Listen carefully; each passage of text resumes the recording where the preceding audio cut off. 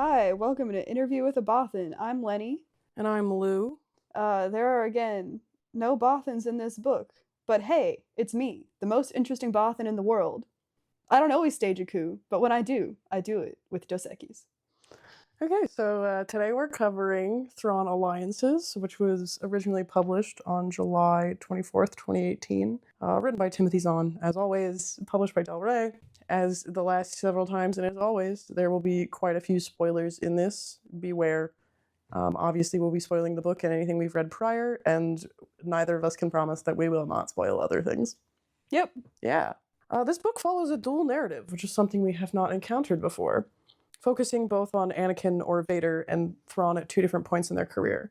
The flashback narrative takes place in 19 BBY and details the mission in which Anakin and Thrawn meet. While Thrawn is on a mission for the Chiss Ascendancy, he unintentionally involves himself in a covert operation by Padme Amidala and by extension her husband Anakin Skywalker. The three initially find themselves on Batuu, a world in the Outer Rim, with Padme attempting to uncover the death of one of her handmaidens, Duja. Anakin, the insane man that he is worried that something happened to Padme and takes it out on everyone around him. While he's about to land on Batuu, Anakin sees an unfamiliar ship and demands to know the who, what, when, where, why, and how they are. After a quip over the pronunciation of Mithran Naruto's name and the fact that Anakin bears the last name Skywalker, which coincidentally is what the Chiss Expansionary Defense Force calls their navigators. Isn't it Fleet? Fleet. I'm gonna kill myself. Is it Fleet? Okay, the two men join a shaky alliance to find Padme. All three characters end up on Mokivja, another planet in the Batuu system. Turns out there's a separatist droid factory, and Padme ends up in a self-imposed hostage situation. Thrawn and Anakin are briefly imprisoned, but the separatists did not seem to account for force sensitives or tactical geniuses when they converted the building. The three end up fighting separatist forces, and after the operation is over, Thrawn returns to the unknown regions to report on his findings. In the present day, which is 2 BBY, Sheev senses a disturbance in the Force and sends Grand Admiral Thrawn and Darth Vader to investigate. There are ulterior motives for this mission, as Palps wants both men to confront their pasts and futures. Vader and Thrawn head back to Batuu, where they met 17 years prior. Everyone, from the Chimera's crew to the First Legion, is on edge during the journey. On the planet, the two run into the same beings from 17 years before and become privy to the appearance of the thin faces that have started settling on Batuu. While this is happening, Karen Farrow, my favorite person ever. Ever? I love her. She's great. She notices some weird-ass ships. We then learn that the First Legion does in fact quarter prisoners. A civilian on Batuu identifies the species as the Grisks, and Thrawn and Vader deduce that the thin-faced Darshi are working for them. Still unaware of what's causing this disturbance, the gang heads back to Mokivja. Vader's in a mood because he misses his wife, that, mind you, he killed. It also turns out that the disturbance are those pesky little Skywalkers that gave Thrawn a chuckle when first meeting Anakin. Vader and Thrawn start beefing over the Grisks and get into it because Vader thinks Thrawn is a disloyal prick. The gang ends up, quote-unquote, defeating the Grisks, and Thrawn learns that the Chiss, or at least certain factions, are in collusion with the group. What are your thoughts and feelings, Lenny? I loved the fact that Thrawn knows that Vader is Anakin and makes it clear in his little side comments throughout the book. Like that, I was laughing. If anyone would know. Huh? If anyone would know. Yeah. It would be it's our like, boy. It's not entirely, it's like left somewhat ambiguous, but like there's honestly, without him knowing that, there's like no need for Thrawn to constantly be invoking Anakin's name, like in conflict with Vader. He'll just be like, well, my friend Anakin. Yeah, Anakin Skywalker would have trusted me if he were here. Too bad he's dead. Yeah. Also, on the note of like Thrawn deducing things, I think it's really funny that he's immediately suspicious about Anakin's relationship with Padme. Like when he's... To be fair, they're not subtle. No. It's kind of like everyone is turning a blind eye. Yeah. They're like making out in the Senate hallways and shit. One thing that was really fun in this is that there's this guy that Padme meets when she ransoms herself, who ends up escaping Mokivja with Anakin and Padme and R2, right after Anakin blows up this mine, and Anakin is like, oh well, you don't have a livelihood here anymore, but you could be a bartender at Blackspires. Like I think we killed the bartender, so they're looking for someone. And then We'll give you a good reference. yeah, and then in like the present or to BBY, when Thrawn and Vader go to that same bar, that same bartender is working there, and he's like, he recognizes Wait Thrawn, a damn minute. and he's like, no, Get out. no. Last time you were here, my planet blew up. Like, what are you doing? And I don't know, I thought this was like the funniest of the books that we've read, I think. Thus far. Yeah. Fair. I don't know. Those are my thoughts. I think the first Thrawn book's pretty funny. I agree. But nothing got me like, if Anakin were here, he would listen. Yeah, no, he's such a little bit. Like, it's so funny. I love when the girls are fighting. I love when the girls are Sorry, fighting. this is a side note. I am trying to get this knot out of this yarn right now, and it's not fucking working. There's now like 5 knots. Oh no. Yeah. Knots multiply. But I'm playing Yarn Chicken, so I need to save it. But I personally think this book is really fun, and I really dig the dual narrative. It's something that I had not seen Zahn do prior to this, I don't think. And I think moving between the 2 different times and the parallels between the settings and stuff is very interesting. And you get multiple perspectives on the planets and stuff from the different characters. I think Timothy Zahn is really good at depicting how insane Anakin is. Yeah.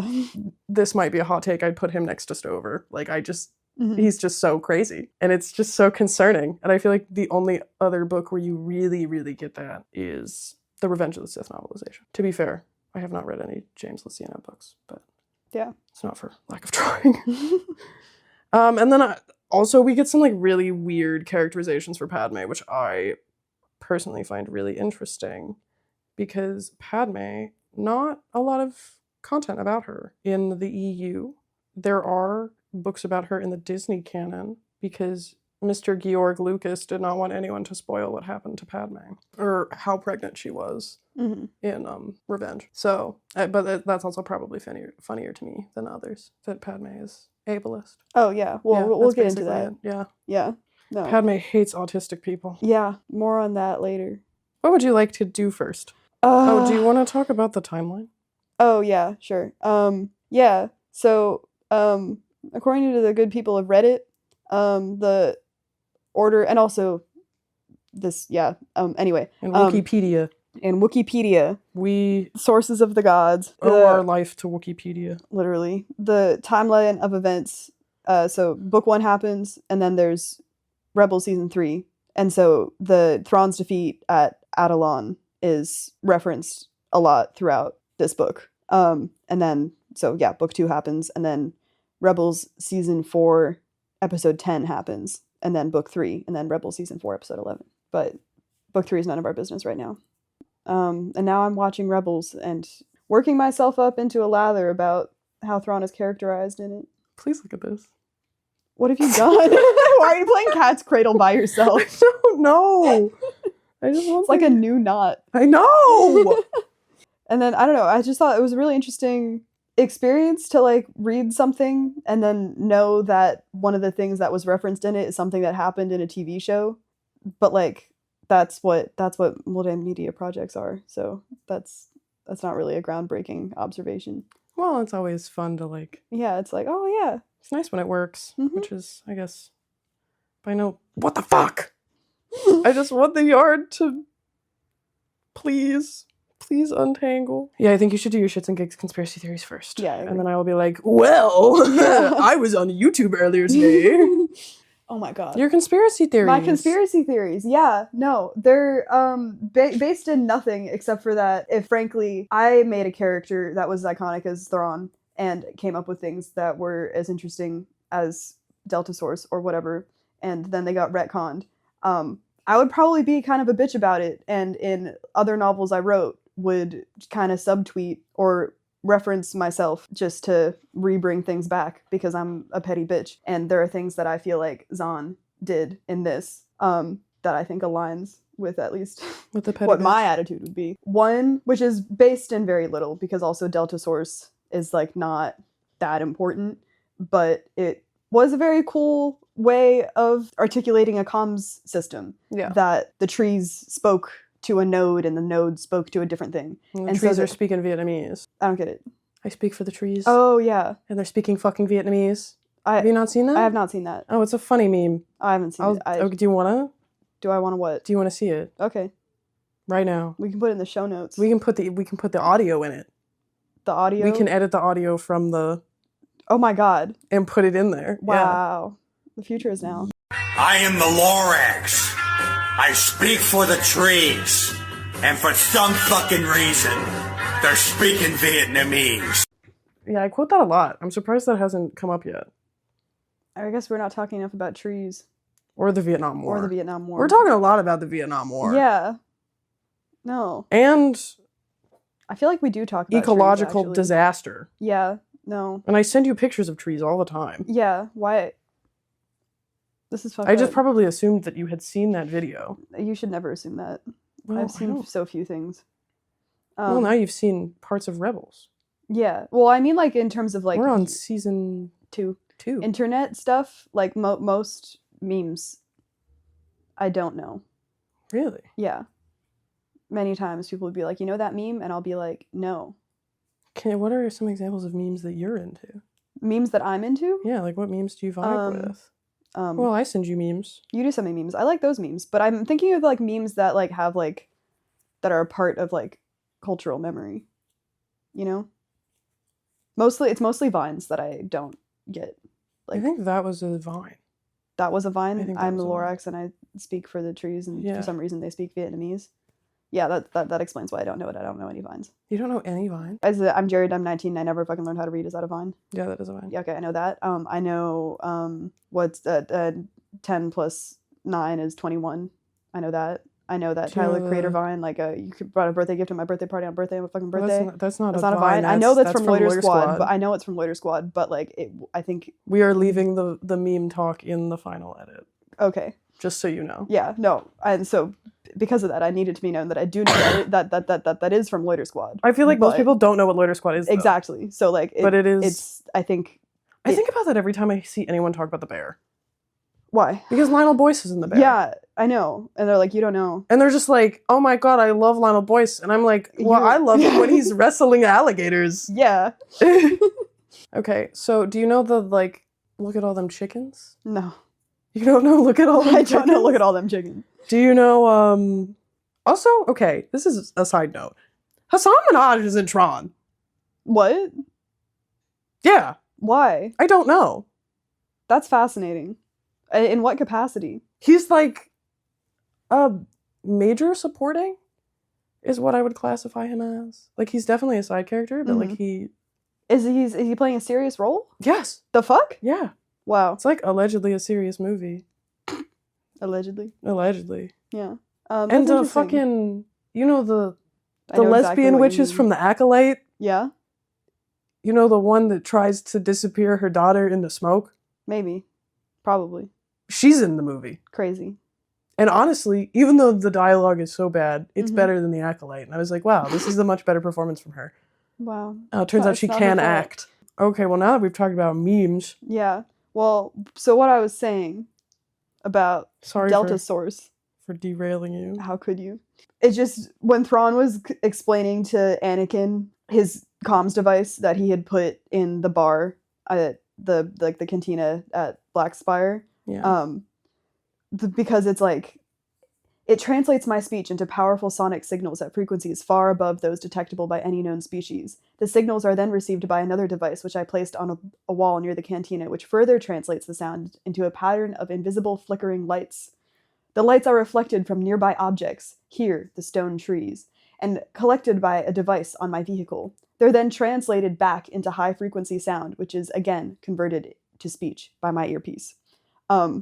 Like, I just thought that was very Delta Source coded, and I was like, Timothy Zahn, you have a degree in physics, and there it is. He's ABD, did you know that? What is that? All but dissertation. I did not know that. Yeah. Wow. What does that mean, though? It means he started a PhD and stopped. He did not do his dissertation. I think he's ABD. He might not have done his comps, but... Lol. Yeah, he was like gonna get a doctorate in physics. Wow. I learned from my perusing of these interviews today. Nice. Yeah. You should keep going. Yeah. Yeah. And then the other thing that I think is a lot more founded in reality and statements, and also directly in response to Rebels, is something that I noticed, and I know that you noticed watching Rebels, is like there are examples of Thrawn not being very like meticulous about the materials that he has, or very concerned about wasting resources. And this doesn't make much sense. Thrawn from the EU is very exacting and precise when it comes to the timing of things, and also when it comes to the use of resources. And arguably to a fault. Yeah, exactly. So to have him both be wasteful, but also like self-restrained to a fault at the same time, like in Rebels, I feel like is just kind of an absurd contradiction. And so me, if I was on, I would be kind of a bitch about it. And so that's how I interpreted this part of Karen Farrow's internal monologue, where she's saying to herself, Thrawn was known for his efficiency, spending his troops with the care of a miser spending credits. You know? Yeah. Like, I just feel like that is the writing of someone trying to be like, hey, hello. Hey, this is what my character is like. It's canon now. You have to listen. So, I have some fucking news for you, my guy. For other reasons, professional reasons, I guess. I've been perusing a lot of, like, interviews with writers for Star Wars, both NJO and earlier, and also Disney stuff. And I came across like a bunch of interviews with Timothy Zahn, and also this Reddit thread in which a bunch of people were like corroborating that, not that Dave Filoni lied about Zahn being consulted for Rebels and Ahsoka, but that it was, the perception was that like Timothy Zahn was being brought on as a consultant. And from what Timothy Zahn has said since, especially within the past 2 years, is like, no, I was not consulted. Which, like, yeah, I guess that is, like, and, you know, he does say that it's part of the thing when you work on a multimedia project like this. Like, you don't own what you write. Yeah. You're being contracted to write a book, and you will not get to decide the fate of that character. It was a really big problem after the New Jedi Order, where everyone was like, oh no, why did Troy Denning destroy all my favorite characters? And it's like, well, it is what it is, you know? But Screen Rant did put out a thing, like, when this first happened, that, well, and they say, while previous reports had suggested that Zahn served as a creative consultant on Rebels and had some level of involvement during the production of Ahsoka, it certainly looks as though Zahn is now determined to provide a more truthful answer,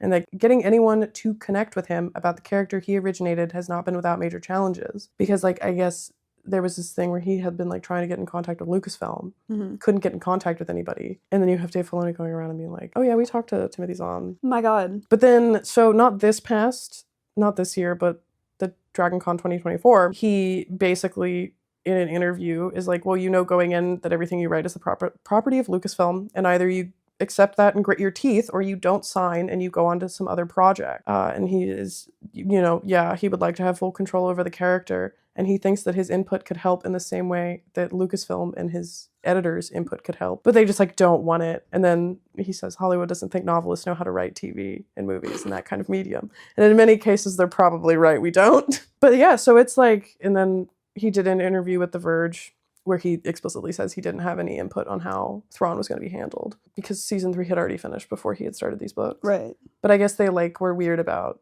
and this is the story group that like pushed this whole idea that everything was going to be equally canon. Which, like, I'm fine with tiers of canon, but you can't go around being like, well, we, not to get on the high horse of the fucking little canon freaks on the internet, but I guess that's my job, is like, when you decanonize everything, good, great, whatever. Marvel does it all the time. Yeah. DC does it all the time. But their whole thing was they were like, well, there are so many tiers of canon and everything is so messy because you have like the movie canon, TV canon, secondary canon, vaguely canon and not canon. But that's what you have now.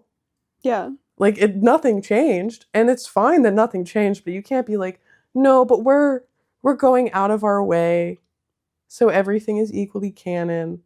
And then you have people that like do get pissed off because, so like Rebels, right? Well, not Rebels. So there's a comic book about Kanan. And when the Bad Batch came out, they retconned the comic book because the comic book was like Kanan Jarrus's like escape during Order 66. Mhm. I have not looked at it. I don't give a fuck. I have watched The Bad Batch, though. Mhm. To be fair, I'm not entirely talking out my ass about this, and people were like mad, and everyone was like, well, you can't be mad that like they're gonna retcon a comic that nobody read, Mhm. essentially. And it's like, well, when they did this, they stressed that they wanted to have a greater cohesiveness in their continuity Mhm.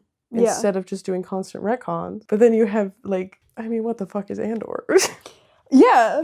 Like, and it's retcons are fine. I don't give a fuck personally, but I also just hate the man in the cowboy, our savior in the cowboy hat. I know. I'm a Dick hater. It's frustrating when a company gets on its high horse about being like, oh, we're going to be cohesive, we're going to be more communicative, we're going to be more, it's all going to be synergy, you know? When nobody asked for that. That's the thing. Yeah, exactly. Like, literally nobody gave a shit. Yeah. I mean, probably some people did. The Yeah. Wikipedia editors do. Mm-hmm. Because when I looked at the thing, they were like, here are these continuity errors in Thrawn alliances. That's fun. And it was like, Vader is known to use the 501st. And then there's like an interview with Timothy Zahn where he was like, well, yeah, I wanted to do the 501st, but then they said no. Like, that's funny. No, I made my first Wikipedia edit. God, we're going down a dark path. I know. Well, it's just because, like, there was when talking about the Marg Sable, someone said that Padme likened Anakin's lightsaber technique to the Marg Sable, and that's not why she brought up the Marg Sable. She said, like, well, Anakin said, "I'm going to be a one-man Marg Sable," and at that point, he didn't have his lightsaber yet. Speaking Duke of Sola had it. retcons, you haven't watched Clone Wars. No, I have not. Did you know Ahsoka is the one that made up Marg Sables? Yes, because we talked about it in episode 1. I know, but isn't that so funny? Isn't it? Yeah. And now Thrawn uses them. Yeah. Yeah. And like, that being said, I do think Timothy Zahn has done a pretty good job through the two continuities of like trying. I mean, there's like minor shit, but Mhm. and obviously the Yuzong Fong are not a threat in canon yet that we know of. From a certain point of view, they're no longer a threat. They don't exist. Mhm. But I think he's done a good job at keeping his narratives Mhm. cohesive in the way that he can. And like, obviously, this like, it's not his intellectual property. Mhm. Things will be changed, but Yeah. I can't believe you made a Wikipedia edit. One thing I wanted to say though is that I don't know. This is kind of just an aside, but reminds me of a conversation I had about like I don't know, like patronage of the arts. You know, Yes. there were ways that like artisans like throughout time have like had to make art for their patrons, but might make sort of some subtle statements about their patrons in the imagery that they do include. Wait, have you read iJedi yet? Not yet. Read. Yeah. I was going to use iJedi as the example. You still can. Well, no, you've read parts of the Jedi Academy trilogy, though. I've read the first 10 pages. Well, that's more than I have. And I've read iJedi. So, from what I've gathered, mind you, I have not read the Jedi Academy trilogy, but I have read some of the Dune books that Kevin J. Anderson and Brian Herbert did. So I do know how and I met that guy that's his neighbor. Oh, yeah. Who works at BYU. And iJedi is just like the whole point of the book is to retcon first and foremost Cornhorn into the like Jedi Academy on. Right. And then get rid of the bird lady whose name I can't remember. So that sets up Wedge and Aiella. Mm-hmm. And it's literally just like an entire book that is just entirely retconning the Jedi Academy trilogy. Yeah. Yeah. But like, what does that have to do with? Well, no, it's a very similar vibe because like the whole popular understanding. I don't know if this is real, and it's not like we can ask all three of them because Aaron Alston has been dead for over a decade. But people perceive iJedi and the X-Wing books and Hand of Thrawn basically as Stackpole, Alston, and Timothy Zahn going back and just retconning everything Kevin J. Anderson had ever done. And that kind of like in the same way that you point out here where Timothy Zahn is like, well, excuse me. Hello. Yeah. Well, I guess what the distinction there is that, I mean, like Kevin J. Anderson isn't the Disney Story Group. Like he's not the He's not the creative director of He's not the creative Lucasfilm. director. He's No. just like a different artist. It would be sort of like if an artisan in a like Ottoman miniature workshop did a painting that subtweeted a different artisan in the same workshop. Yeah. Rather than like the Sultan himself. I like that. But basically what I'm saying with the whole iJedi being a retcon of Jedi Academy is you do have this kind of like at least popular understanding of a precedent where authors will go in and be like, fuck this. be like, absolutely not. Nice. No.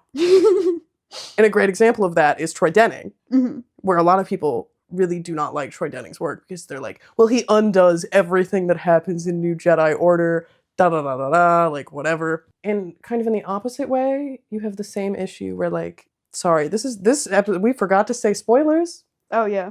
But obviously, this is going to be a very spoiler-full episode. So Nisha Halcyon, right, is in Jedi Trial, which is a very weird book that I have read, where kind of similar to like the flashback thing here, where Halcyon and Skywalker like they like spar together a lot. It's Cornhorn's granddad. Yeah, I know. And it's that whole like Nisha ends up having a mental breakdown because he's like married on Corellia, and then Anakin's like, oh my god, other people are married? Which is like a necessary retcon. So like I guess that is more akin to what you are clocking with this book, is when the prequels came out and everyone realized that like Jedi weren't allowed to be married and they weren't allowed to have kids. Everyone had to go back and like be like, okay, well now how do we work all this in? Yeah.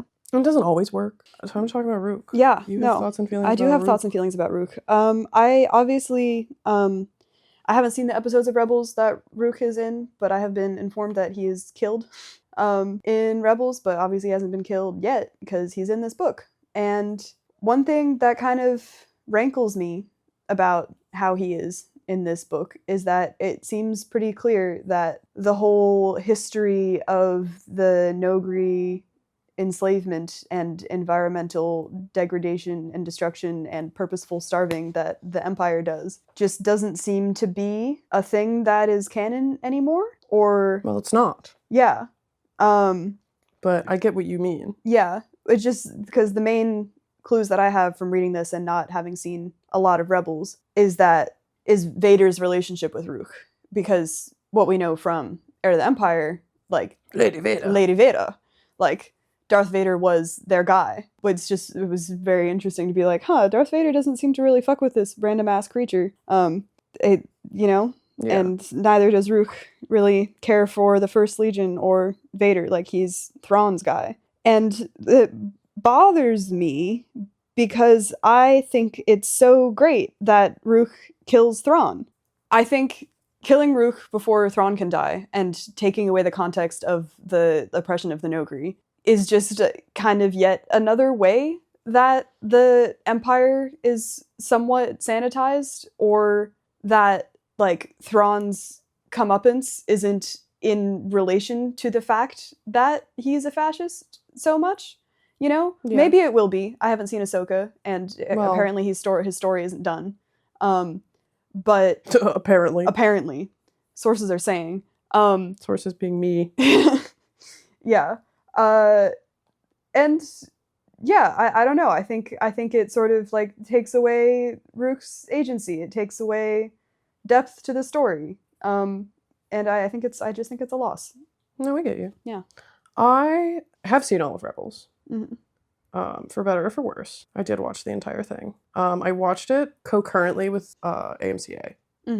So, well, and I finished it before AMCA because they took a break from it. And I will say, if you want like good commentary on Rebels, the like AMCA Rebels stuff is really good. They also do Heir to the Empire much better than we did. Oh, what do you mean? But We that's did a great podcasting job. is their job. And when I watched Rook die, I was like, what the fuck? And like I was here and my partner was home. No, but okay, Leo was home. And then he wasn't necessarily watching Rebels with me, but it was the only thing I was watching. Like I was making I made the pink shawl while and the green sweater. But I was like so distraught when he died because I think Rook is a great character. And I like him in other stuff, like in the Thrawn trilogy. And when he is like brought up in other EU stuff. And at the time I was like, oh, it's whatever. It is what it is. But it made me so sad. And I like, I'm still kind of not over it. Yeah. What is fashion analysis? That's just, I wanted to say real quick that I feel like there's a fair amount of attention paid to like characters' sartorial choices in this book more than in others.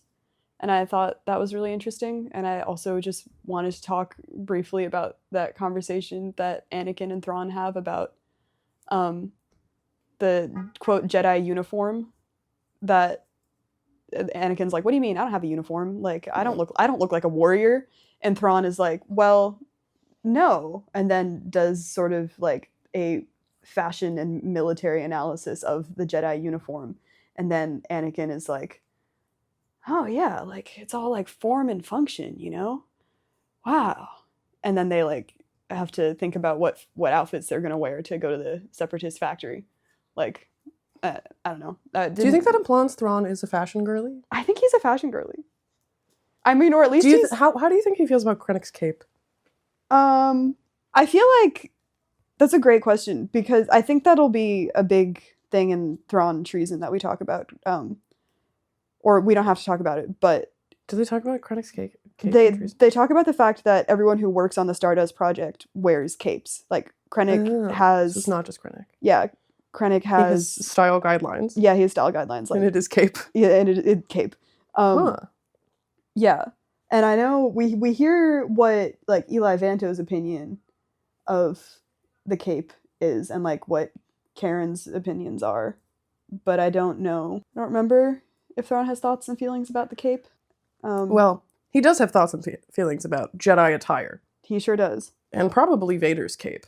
Oh, definitely. Yeah. Which is not the same cape. Like, I feel like Anakin does give Vader vibes. Yeah. Especially the way they dress him. Yeah.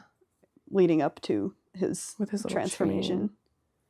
With his what? With his little chain. Yeah. I don't know. This wasn't a fully thought out thing.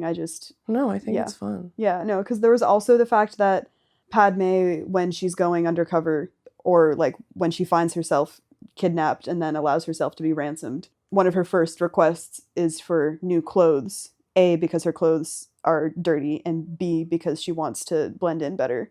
And then another example of people's clothing choices being paid attention to is the Duke Solha's cape, and that it's like the cape commonly worn by Serenian nobility. And I guess the point here is that... Well, that's because Dooku wears a cape. Yeah. It's just... It's to tie in, though. Yeah, but it's just... World building is cool. World building is so swag. Yeah. It's such a shame nobody does it. Mm-hmm. I know, I think that's really interesting. I've always been very interested in the fashion of Star Wars. Mm-hmm. As I said, I loved the prequels as a child because the costuming was so good. Yeah. And I think that is something you miss out a lot with EU novels, especially EU novels that are written by men. Mm-hmm. Is like they're not... And this is something weirdly that fanfic does really well. Mm-hmm. Not that fanfiction is less than, or that the EU books are not just fanfiction. They're literally fanfiction. Is like a lot of people who write sci-fi don't really, not necessarily have the ability, but they choose not to comment on fashion in the way that maybe other genres would. And, you know, you do have fashion in the films. The way that Leia is characterized in the original trilogy is almost entirely informed by her clothing, because her personality rarely changes, but like when you get to, like, take her outfit on Bespin, which mirrors to a certain extent like Lando's outfits with she's wearing like almost a duster, but with no sleeves. Yeah. What is it? Like a vest duster? I guess. And then, you know, you have Return of the Jedi in the metal bikini, but like that is supposed to symbolize like subjugation. And then in the prequel trilogy, even though now whoop-de-doo, it's 1999, did you know all of the Jedi dressed like Ben Kenobi did? You have, you know, Padme, you have court attire, which is really interesting. And since it is such like a visual medium in the film and television, and this is kind of a problem with the television, in my opinion, especially the live action stuff, is there's not enough time is spent on the costuming. Yeah. Which is another thing that like Andor does really well. Yes. Damn, I can't believe I'm glazing Andor so hard today. Yeah, I know. I normally have not good opinions about it, but fuck, they do costuming well. At least for the upper classes. Yeah. I think a lot of Bix's costumes leave a lot to be desired. Yeah. Well, everything with Bix left a lot to be desired. Oh, but my complaint about the TV shows is everyone looks like they're dressed too normal. With the exception of The Acolyte, where they, for some reason, couldn't find a serger with the $600 million they spent. So all of the seams are like raw seams. Crazy. I'll never stop thinking about that. I know. It's so fucking crazy. Okay, so not to... Literally, I'm going to go from glazing Andor to glazing Chris Cumshaw. No! Let's go! So I know we said we were going to eventually probably do the rise and fall of the Galactic Empire and not talk about it extensively. But I was reading it for my own pleasure earlier, and Cumshaw, as the character, whose name I can't remember, refers to both, like, he refers to Tarkin, Thrawn, and Darth Vader's infamous, but like it's a monograph style and it's not social history, so there's not much focus on how they interact with each other. Mm-hmm. This book, on the other hand, is a plethora for these like little fuck-ass interactions that are things that will never be narrativized. Right. Except they are narrativized because this is a fictional universe, but you know what I mean. Yeah. He also goes as far as to like making up other historians that are writing about Anakin. That's fun. Where he says, furthermore, documents recovered from the ongoing excavations of Exegol, combined with a work by Kirtan Braves, have provided additional insight into how the Jedi Knight Anakin Skywalker, a man that surviving HoloNet news coverage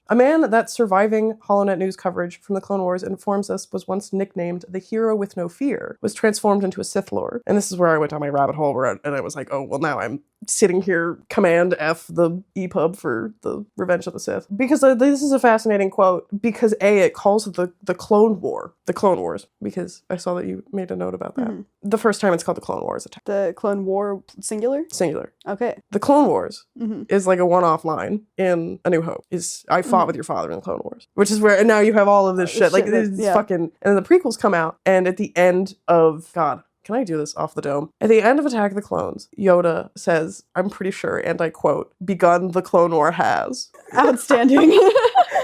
Mind you, there's a show called The Clone Wars, but in kind of official media, Clone Wars, plural, is used less and less. More often, people will refer to it as the Clone War, because they interpret that as George's vision. But you know me. You put that shit out in the world, it don't belong to you no more. Mm-mm. Don't give me special edition. Ridiculous. I want the garbage. I want the trash. I want the BFI screening of Star Wars. I don't care how bad you think it is or how it wasn't your own vision. And this is my beef with Dave Filoni. Yeah. On that note, because he just keeps changing shit. But so in this book, unlike the military history-esque Rise and Fall of the Galactic Empire, we get a look at like how the upper echelons of the Imperial hierarchy interact with each other, between Vader and Thrawn. And, you know, this is also, I don't want to call it a tie-in with Rebels, but it's set in between an episode of Rebels, you know, like it's an interesting kind of placeholder, I guess. And you also get like Pharaoh, who might not be in the upper echelons of the Imperial hierarchy, but her internal monologue, she's thinking about how anxious Vader is making her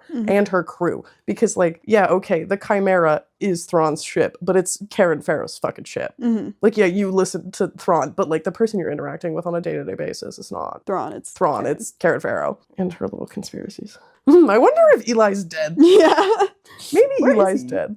And then in the flashback stuff, you get a lot of Anakin's anxieties about working with aliens, which is kind of like laying the groundwork for a lot of the anti-alien bias that we can so joyfully recall from Bel Iblis's stalking of Han Solo, and kind of how that existed in the immediate, like, before the establishment of Empire. But it also got me thinking about Vader being the hero with no fear, because you haven't seen the Obi-Wan Kenobi show. I have not. You have not. There's so many shows.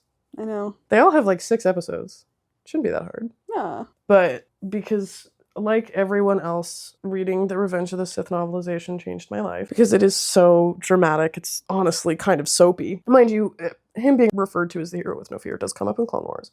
But the first kind of mention of it is in Star Wars Insider 72, because they used to do these like HoloNet news reports. I don't know if I've talked to you about these. I love them. There's a website. I'll send you the archive links for it. And it also does pop up in the Dark Lord trilogy, the other 2 books that aren't Revenge of the Sith, and the Disney canon. It's in Brotherhood. But, you know, most people who are familiar with this are familiar with it because of Stover. And when Anakin is made Sheev's apprentice, the narration is literally, so he thinks, I am Darth Vader, he said within himself.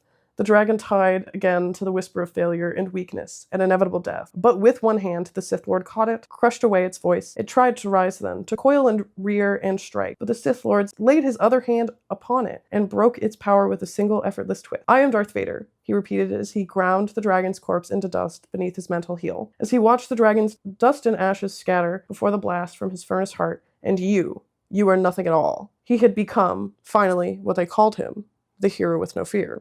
And I know technically the Revenge of the Sith novelization is no longer canon, but the movie is. So This is just a supplemental to what is canon. yeah.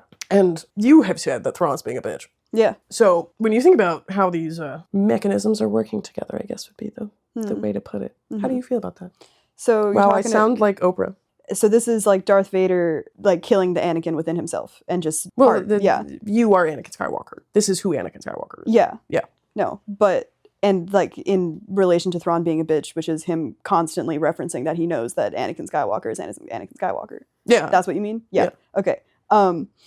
The hero with no fear, pretty afraid of people learning. Pretty afraid of people learning who he actually is. Yeah, no, I mean, all I really have to say is like all the quotes I have, but Oh, wait, yeah. no, back to the Obi-Wan Kenobi show. Yeah. So they fight in Anakin or Darth Vader and Obi-Wan Kenobi go at it Okay. in the Obi-Wan Kenobi show on a planet, which people got mad at because they're like, this ruins the fight scene in A New Hope. Mm-hmm.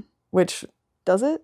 I don't fucking know. Mm-hmm. It's not a very memorable show. Yeah. To be completely honest. But when when they're fighting, Obi-Wan Kenobi is like, I'm sorry I failed you. Mm-hmm. Like, I'll never get over me failing you as a student. And at this point, Vader's mask is broken because this happens all the time. Ahsoka breaks his mask too. Yeah. In Rebels. And he's like, you didn't kill Anakin Skywalker, I did. Which then leads to these like weird fan understandings of Vader and Anakin that are not present in Revenge of the Sith, because the whole point of Revenge of the Sith is that you have corrupted yourself. You are still Anakin Skywalker, but you are irredeemable. Mm-hmm.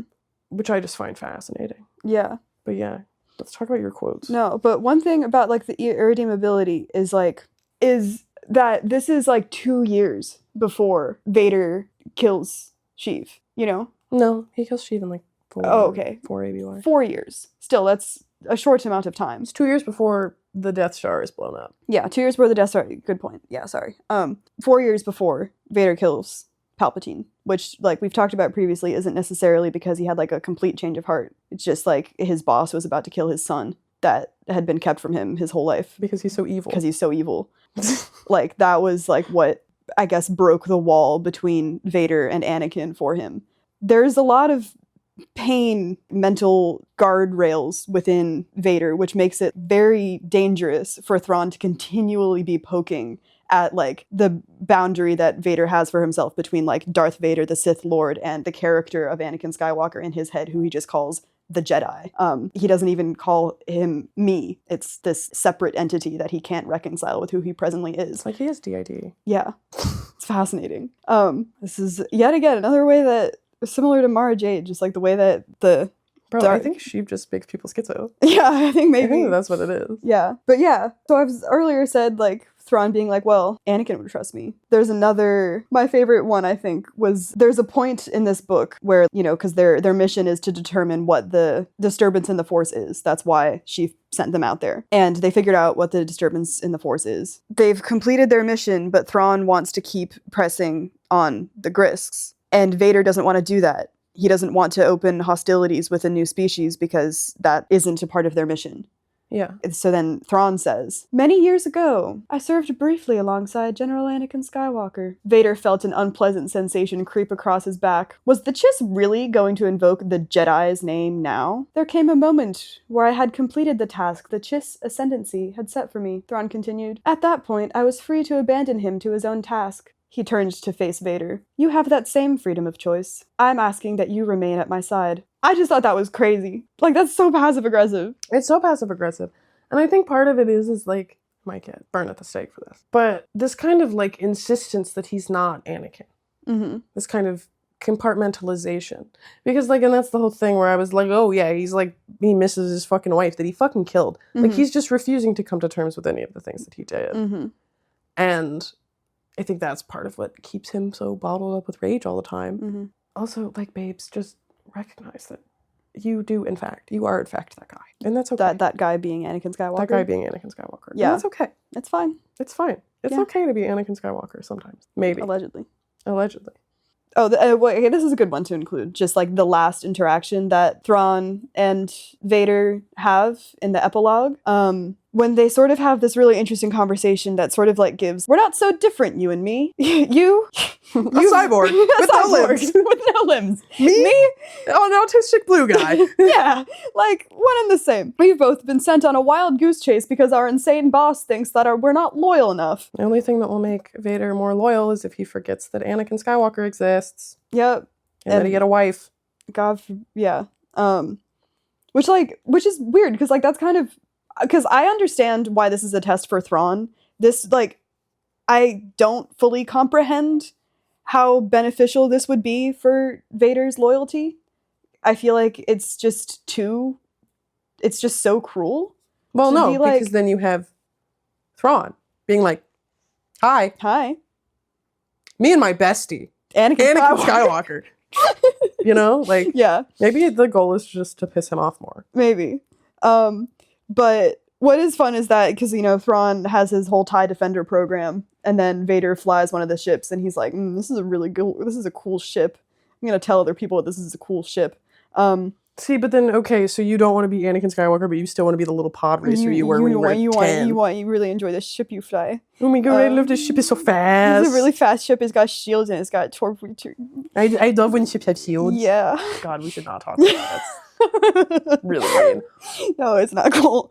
Sorry, I just want to fuck. How am I reading? Okay, you think Anakin's got autism? I don't know, dude. Maybe. You want to talk about autism next? Let's talk about autism next. Because I think Anakin got plain. Okay, hear me out. Anakin has plain autism. What is plain autism? Is a you should meet my brother. I would love to. Yeah. Thrawn also has plain autism, but they're like the two kinds of plain autism. What is plain autism? Well, okay, so Thrawn is more my brother. That's like, I love building plane. Mm-hmm. I'm going to build plane. Yeah. I love spring on plane. Mm-hmm. His entire job is... Oh, I shouldn't say that. No, you should not. We can cut it out. His entire job is just, I build spring. Mm-hmm. I do math to make sure spring work Good on spring. plane. Yes. And, okay, Anakin is like car guy autism. Where he's like, I have 17 Miatas. And I love them all. They're my family. I left my wife and children so I can have more room for my Miatas. Story time. Am I the asshole for killing my wife? Yeah. Okay, wait. I'm confused now because we started talking about autism. Okay, no, I was going to ask if we want to do autism. Yeah, I do want to do autism next, but I want to wrap up Thrawn being a bitch. Because this last conversation that they have is also about Vader being like, so what the fuck? Like, you're starting a war on behalf of the Chiss? Like, what about that? And Vader, like, accuses him of, like, being on the precipice of Thrawn turning his back on the Emperor. And Vader's like, well, I would never do that. Also, like, if I did, I would get got. And then Vader says, well, do you expect me to believe that a tactician of your skill has not thought of a way to kill me? And then Thrawn responds, I've actually thought of 3 ways to kill you. But I pledged myself to serve the Emperor, Lord Vader. Wait, no. I pledged myself to serve the Emperor, Lord Vader, just as I once pledged to assist Anakin Skywalker. Someday, I will indeed return to my people, but not until the threats to the Empire have been dealt with. And then Vader responds with, Anakin Skywalker is dead. Anakin Skywalker is dead. And Thrawn lowers his head and says, I know. Sure, Jan. Yeah. And Vader goes like, you will not speak of him again. And Thrawn says, I understand, but I will always honor his legacy. What does that mean? Like, what's Anakin's legacy? Well, killing his wife. Yeah. I don't know if Thrawn knows that, though. Probably. Maybe. He's got access to a holopad. Yeah. Probably. Padme Amidala obituary. Where is she? I haven't seen her. Yeah. She was really cool. She was cool. Even though she hated me because I was autistic. Yeah. I'm sorry. Okay. Yeah. This segues perfectly into the autism bit. Time for the autism bit. So you read a lot of Thrawn fan fiction. Yeah. I've heard, allegedly. This is I may or may not also do that. So you're aware of the kind of fanon Yeah. Which I guess is kind of canon. As you get through the Ascendancy books, it gets a lot. The bad at politics. Oh yeah, gets- no, I've noticed. Yeah, I I'm just have- like, I- this is too much. But as you know Mhm. from Thrawn fanfiction, and as I know from Thrawn fanfiction, people love to point out that Thrawn is bad at politics. Yeah. Or that Thrawn is autistic. Yeah. And I'm not going to say that Zahn isn't like kind of trying to express that in a sci-fi capacity. But I do think that Padme hates autistic people. 110%. You remember when I read this for the first time? Yes, I and do. I was literally like, oh my god. Padme's ableist. So the end of chapter 15, at the end of this conversation between Padme and Thrawn, when Thrawn is about to go Yeah. do whatever he's going to do. He's going to take that shield up to the Chiss ship. And she's like, yo, what the fuck, Mhm. dude? Like, you're not going to help me and my boyfriend? Basically. And he says, my mission comes first. Thrawn said, my people come first, which, to be fair, totally valid thing to say. Mm-hmm. And for a long moment, Padme gazed into those glowing red eyes. But there was no emotion there. No regret, no shame, no triumph. He was just a soldier, obeying his orders, with neither satisfaction or regret. He might as well have been a battle droid, which... He might as well have been a battle droid. Oh my god, you hate Thrawn's flat affect? That's crazy. That's fascinating. You hate that he's like kind of bad in social situations? Oh my god, I wonder if there's any Samacro Padme. Probably not. That would be fascinating. I'm gonna write it if it doesn't exist. But it's just like... Catch me out here with my Samacro, and they're just like, oh my god, he's so inept. He's so bad at politics. It's embarrassing. No, it's literally just him being like, stop being ableist. Oh, yeah. I don't know Samacro well enough to know what he would... Well, the whole... Oh, yeah, because He never... He doesn't do that. doesn't do it. He doesn't know how. He's... he's just a little baby. Yeah. No, because I thought the other thing that was... Another quotes that you have, which like you'll Oh, it's just say every soon. time Yeah. that... No, but other like... than the Mark Table one, where Padme's like, a shiver ran up Padme's back. Thrawn's voice had been measured, without emotion or emphasis. Yeah. Or his tone, Padme noticed with another shiver, hadn't changed. no. The fact that she shivers every single time Yeah, it's that he speaks. also an armed unknown. What do you mean by that? Padme said, making a face as she got a grip on the ladder and started down. Again, not unreasonable. But having an armed unknown at her back didn't really help with her already high sense of vulnerability. Grow up. Still, Anakin vouched for him. I'm sorry, you're an adult woman. Yeah. You're like 25 Yeah. or older. Potentially. Older. I think she's Yeah. like 27. I have no idea. And then when he asks what a Marg Sable is, not to get into the Marg Sable conversation right now, Mhm. but like it's surprising to her that he would have a question about something like so inconsequential. Mm-hmm. Not that a Marg Sable is not inconsequential, as we've seen from the Clone Wars and the Thrawn trilogy and this book, but Yeah. it's like he just wants to learn things, Mm-hmm. and she seems to be unable to recognize that, like, you're dealing with a species that is not human. Mm-hmm. And it's a species that you've never come into contact with before. Mhm. Even if we didn't know how bad at politics Thrawn was, Mm-hmm. you would assume that when you deal with a new species, like they did in the last fucking book, you'd be like, oh, wow, maybe we don't know things about this species. Yeah. Maybe they have their eyes, why do his eyes glow? Great question. Maybe that is why he doesn't make facial expressions, because the glowing eyes do stuff. Yeah, well, no, because you can read people's facial heat as a chiss. Why would you emote Yeah, like why? that much if you can just read people's facial heat? And on top of him being really bad at politics, Yeah. so you got an autistic guy that it sees in the infrared. Yeah. Why is he going to emote? Why is he going to care what your face looks like? Except to, like, make mental notes about Possibly. his facial muscles stiffen. Let me catalog what that means. Also, you just met this motherfucker. You can't be like, why are you leaving? Yeah. Where are you going?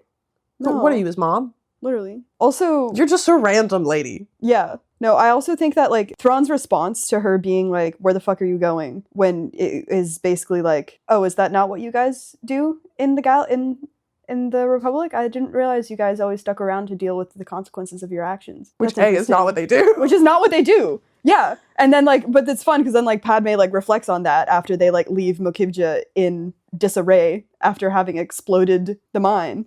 What's the name of the material that got exploded? Is it cortosis? Maybe. That sounds like a cancer. It does. Cortosis. That's the name of the material that the mine explodes. Because it's a material that absorbs energy, which is why they want to mine it, so it's resistant to lightsabers. That also comes up in Ahsoka. Interesting. Yeah. The Grisks. The Grisks. The Grisks. They're like the Yuzon Vong. Kinda. But not. But not. But not. Yeah. Very specifically not the Yuzon Vong. Which is funny, because like the last book, it's like, there are threats. There could be even bigger threats. Yeah. Well, that's what the Grisk are, is the even bigger threat. No. But is it at the time of the first book, was it not determined that it wasn't going to be? Well, no. So basically, because there's a whole thing where Zahn is like, oh, I want all my books to kind of work together, at least a little bit. Mm-hmm. So the first time I read the first one, and like, I know what happens vaguely in NJO, because I watched the HoloNet documentary things on YouTube, which are based. Great. Where he like compiles interviews and stuff. And when you're reading the first book, if you are aware of because the Yuzon Vong, they come from outside of the galaxy. They're like an extra galactic invader force. Even outside of the unknown regions? Yeah, no, they are like an extra galactic. Okay. Yes. So when Thrawn is like, there are threats, and there could be bigger threats. There could be even more threats. What are those threats? They maybe could be the Yuzon Vong. Yeah, that's all. So the Grisks. The Grisks. The Grisks. Yeah. They're a threat. They're a threat. So like, yeah, so as you said, like from the first book in this trilogy, in Thrawn, we are aware that there is an external threat that could be a risk to both the Chiss and the Empire. And this is like what motivates Thrawn to come to the Empire in the first place. So like he can learn about it to see if like the Empire would be a good ally, and apparently being accepted into the military wasn't a part of his plan, but he's happy with how it worked out. And so in this book, we meet this threat. They are named now. They are the Grisks. And so like we learn through Thrawn's deductions that the Grisk MO is to exploit the culture of the species that they wish to enslave through either like adopting like cultural innovations from those species, or by stealing those like important cultural artifacts or practices, like removing like important cultural artifacts as like a way to bring cultures to heal, which is a kind of interesting parallel to the way Thrawn operates in a way, because I feel like the way we've talked about his relationship with art, you know, and it also comes up in these books that like he views art as like a way of identifying cultural blind spots in his opponents. And that's also what the Grisks do, kind of, but like in a much more material way, which isn't to say that Thrawn's actions aren't material, because like we do see him just take in stuff, but like it's not... He's not adopting venture capitalism to enslave the species. No. So we first see this sort of Grisk practice of taking culture to oppress new client species in the relationship they have with the Darshi, who travel both between wild space and the unknown regions. And they have ceremonial knives that the Grisks take from them as a way of maintaining the Darshi's loyalty. And then this disturbance that's felt in the Force is from the fact that the Grisks have taken 8 Force-sensitive Chiss girls, who we learn are used in the navigation of Chiss ships. And I thought it was sort of interesting that the thing that brings the Darshis to be a Grisk client species is like the loss of these important ceremonial knives, but like for the Chiss it was like children being taken. And I understand that like the Skywalkers are military assets, you know, and they also they're culturally important, but I think it's kind of fascinating that these girls are like being put on the same plane as knives. The idea that children are the most important part of a society, and the idea of like the child as the kind of eternal innocent. You know, pro-life people want to protect the baby until the baby exists. Right. Because the baby that does not exist is a perfect victim. And while, yes, the Skywalkers exist, they are, to a certain extent, the perfect victim. Because without it, you know, the Chiss can't travel through hyperspace. Like, they can't, they could pay someone if that someone exists. But I don't know that. You don't know that. I don't know that at all. They could theoretically, if there were things called, I don't know, maybe navigators. Yeah. Like, this is fucking Foundation. Or if there was a guild. If there was a guild of navigators, Imagine if there like it was Dune. Yeah. Everything is Dune. But the idea that, like, children would be the most valued thing Yeah. in a society is something that comes up a lot. Yeah. And I will say, okay, so this is going to come out after I do my conference, so I can talk about this now. Mm-hmm. And one of my big points is that a lot of Disney Star Wars does not necessarily take advantage, and I'm not going to mention this in the presentation, but like Sans Andor, does not take advantage of the real life events that are happening. Mm-hmm. They are trying to like create fantastical crises. Mm-hmm. But then if you go back to like the Thrawn trilogy and the X-Wing books and Jedi Academy, a lot of that stuff is like based in the wars that were happening at the time. Mm-hmm. And the Bosnian genocide, Mm-hmm. and the genocide in Kosovo, and the bombing of Serbia by the U.S. government, and Rwanda. and I think the first emergence of Ebola. Mm-hmm. But I do think that this, and it's something that Zahn still does, is essentially my point, is that he's still kind of not necessarily taking advantage of real life events to inform his writing. But you can see in his writing where he is playing off of things that are happening. Mm-hmm. Which I personally appreciate. Mm-hmm. Yeah. But also, like what you're saying about the perfect victim, children, it's also like in creating a perfect victim out of a child, that's like you are objectifying that child. Yes. Yeah. Which also happens when we first, this is kind of unrelated, but I just wanted to say, like, it kind of happens when we first meet Thrawn in this book, when Anakin senses another presence on Thrawn's ship, even though Thrawn said that he's the only person on his ship. He's like, don't worry about it. And then Thrawn responds, oh, well, you didn't mention your droid, which I think is... Well, to be fair, R2-D2 is basically a person. Yeah, but he doesn't know that. Thrawn does not know that R2-D2 is basically a person. Well, they don't have droids. Yeah, I know. Yeah. So, like, so even more so, he wouldn't know that R2-D2 is anything more than, like, a navigational device. Yeah. You know? So, like, it's very interesting that, and I'm sure we'll read more about this the more we read about the Chiss ascendancy, but... Maybe. Yeah. Maybe just not. the fact that... But they are talking that they're put on the same plane as knives or droids or any other, like, cultural artifact that would be used to exploit a culture that, like, these Chiss beings are, I don't want to say dehumanized, because they're not human, but, like, de-chissified. De-chissified. De-chissized. De-chissized. Yeah, and then the other thing that's, like, kind of, not, like, alarming, but just goes back to, like, I feel like I'm hand-wringing too much when I read these books, because, like, I'm having such a fun time. Thrawn is so fun, and, like, it's so sick to, like, watch him figure out how to, like, outsmart the Grisks and stuff. Mm-hmm. And it's nice that what we're watching Thrawn do is defeat a species that is a threat, rather than a group of, like, 6 rebels. A 17-year-old boy, Yeah. a girl that maybe made a machine to exclusively kill her population of the planet she's from. Mhm. Hey, you got things to learn about Sabine. Okay. Yeah. War criminal. An alcoholic ex-Jedi and his hot Twi'lek baddie. Yeah. And Zeb. Don't forget Zeb. Never forget Zeb. Love Zeb. Love Zeb. It's a lot more satisfying to watch Thrawn use his genius against a threat that's not a ragtag gang of, like, that's just like a chosen family in a ship. In a children's show. In a children's show, you know? So, but it, like, also just goes back to, like, what I think what we talked about last episode is, like, it doesn't necessarily matter what your motivations are in, like, seeking power and seeking, like, the consolidation of, like, military might, even if it is for the benefit of, like, quote, the greater good. It's still gross, you know? Yeah. I'm very easily led, you know? Like, when it's also, like, a good thing to get absorbed in the thing that you are reading, you know? Like, I forget sometimes, because I'm stupid, that I'm just not You're on not Thrawn's stupid. side. Shut the fuck up. All right. But also, this is sort of the fact that the Grisk, they are from the unknown regions. Or we don't know. Yeah. This is sort of related to what I have to say about Borderlands and Backwaters. Let's talk about Borderlands. Borderlands. So I read this article. Well, it was a chapter from a book. The book in question is Star Wars and the History of Transmedia Storytelling from 2018. And the chapter in question is... Oh my god, where'd you get that? From the Zotero that we share. You bitch.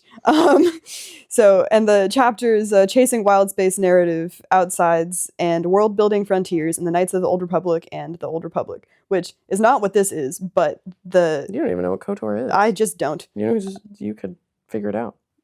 Could I? Yeah, I have it on my Switch. Oh, no way. Yeah. Cool. It makes me nauseous, so I can't play it. Yeah, I also struggle with motion sickness when I play a video game because I'm delicate.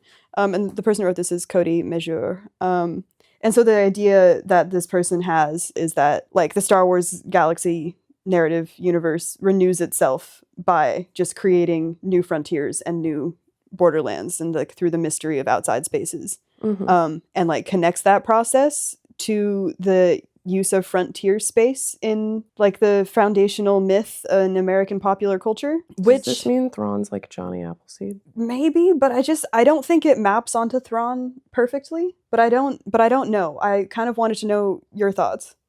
About Johnny Appleseed? Yes. Right here, right now. He did the cherry tree thing, no? No, that's George Washington. He did apples. Yes. It's in the name. Okay, so Yeah. American cultural myth. Yeah. Well, And expansion. Because that's also interesting. And the Star Wars is American cultural myth. Oh, yeah.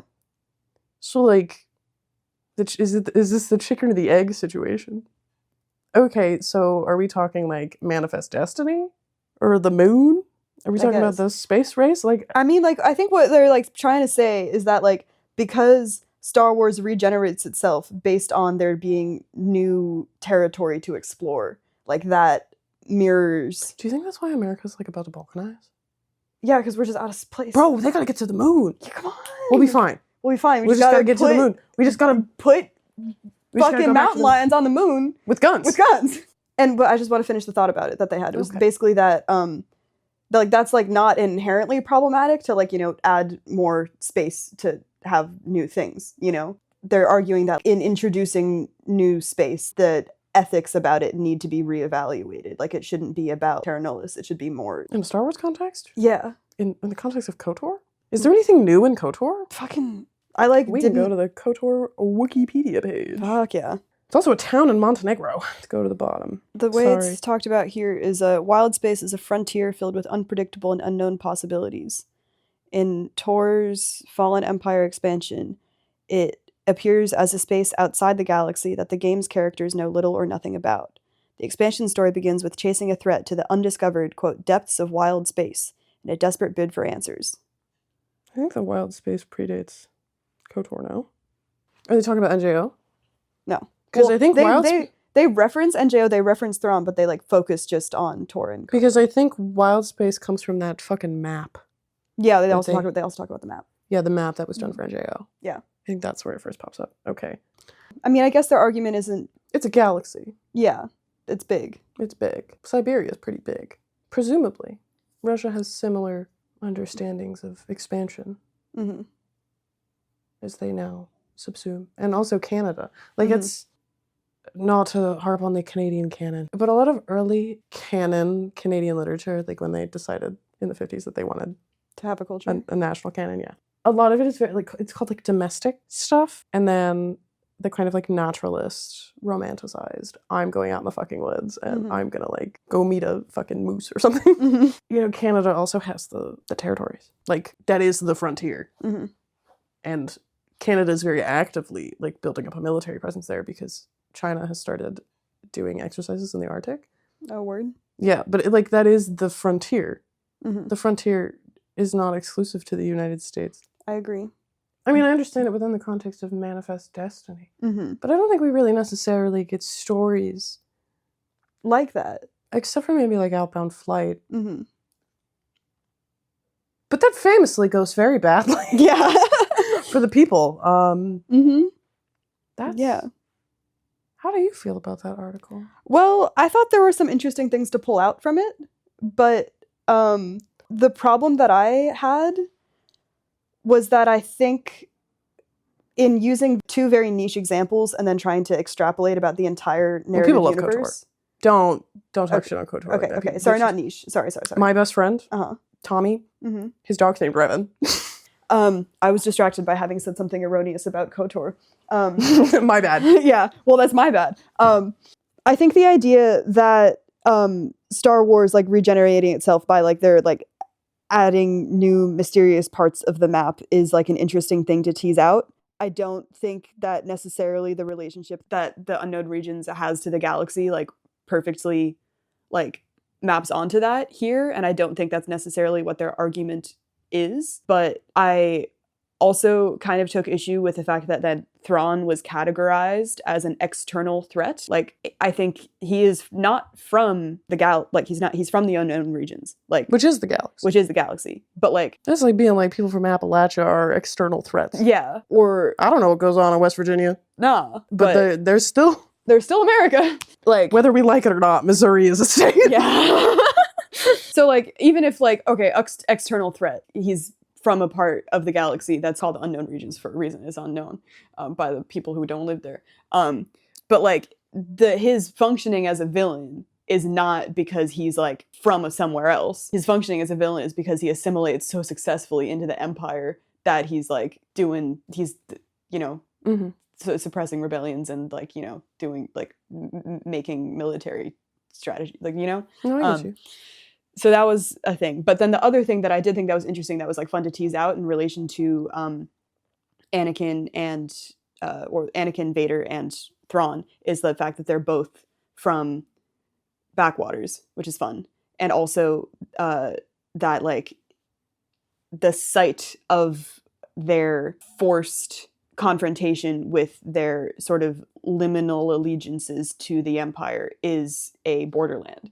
And it's sort of, I think this article is... Where's Eli Vanto from? He's from Lysatra. Wow, I really just knew that. And I don't... What's the capital of Missouri? Ah, fuck if I know. Well, you made your first Wikipedia. Yeah, my first Wikipedia edit. What have you done to me? Isn't it Jackson? Yeah, maybe. God. I believe you, but I was trying to use that as a point to indicate that, like, I know, that's like, but that's now like what if I necessary. said it and I'm wrong? No. Hey Siri, what's the capital of Missouri? Missouri. Jefferson City. Rip. But yeah, like I do think that like this article does have interesting things to say about like the use of frontier as like a literary trope and sort of like as like the dichotomy between civilization, quotes unquotes, and wilderness as like a site for like civilized men to like confront their true natures. And I think that is somewhat at play here. Well, as someone who has a background in studying assimilation narratives, Mm-hmm. I think it's much more apt to be like, there's this one, I can't remember what it's called. It's this short story. It's about a little boy and he is in school. This is an American narrative and it's specifically like written for Jewish children. And it's essentially like a little guide, and it's presumably it was something you would read with your kids on how to assimilate into American society. Mm-hmm.